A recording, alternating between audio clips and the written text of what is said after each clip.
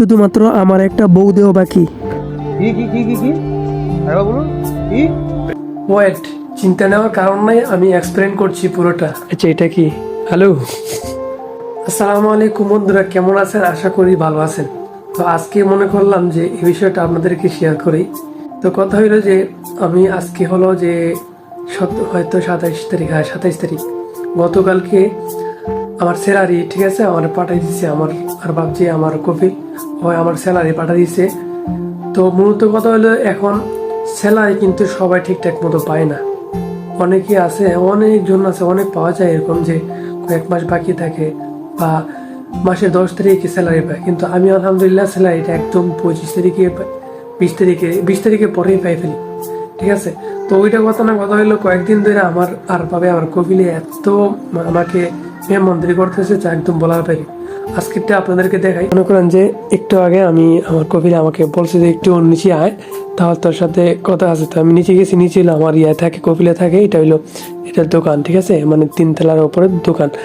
কথা হলো যে এখানে কি কি যে দেখেন, একটা জামাই, তো মনে করেন আমাদের দেশের মধ্যে জামাইরও এত ভালো করে না, সমাদর করে না। দেখেন এই যে বাদাম দিয়ে যে কয় বকের দেখেন, এখানে একটা 2 প্রকার 3 4 5 মোটামুটি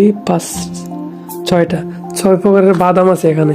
কলা, এটা কি বলতে পারি না, এটা কি, এটা আমার মনে হয় এটা 3 ফল, যতটুকু মনে হয় আর কি। এরপরে এটা কি বলতে পারি না, এটা একটা খাইছি, এটার ভিতরে লিচুর মতো, কিন্তু এটা শক্ত, ঠিক আছে, শক্ত। এটা ভাঙার পরে পরে ভিতরে একটা লিচুর মতো থাকে। এটা কি বলতে পারি না, এটা তো মালটা। আচ্ছা, এটা কি আলু না, এটা কি বল জানো, এটা কিছুদিন আগে খাইছিলাম, অনেক স্বাদের।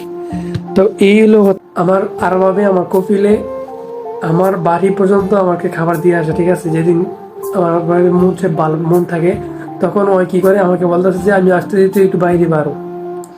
এখান থেকে 2 কিলোমিটার দূরে মোটামুটি গাড়ি আছে, গাড়িতে নিয়ে একদম আমার বাসা দিয়ে আসে।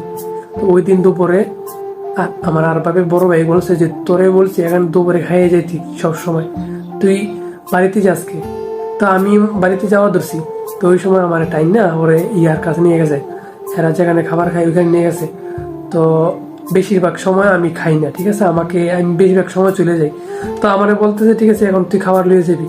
তো দেখছি আমাদের বাঙালি যে যে রান্না করে, টব্বাখের কাজ করে, ওই মনে করেন যে একটু বেশি বিজি আছে, যার কারণে আমি বলছি এখন ওর কাজ মানে করে দরকার নাই, ভেজাল দেওয়ার দরকার নাই, কাজ দেওয়ার দরকার নাই, আমি এখন চলে যাই, আমার খাওয়ার দরকার নাই, রুমে খাবার আছে। তো আমি চলে গেছি না বললেই নাই, বলে চলে গেছে কেন, ওই সময় খাবার নিয়ে আমার রুমের সামনে গেছে। তো এই হলো কাহিনী। মানে ভাই কি কইতাম, এনে সবকিছু আমার আর ভাবে কি যে করতেছে, শুধুমাত্র আমার একটা বউ দিয়ে বাকি।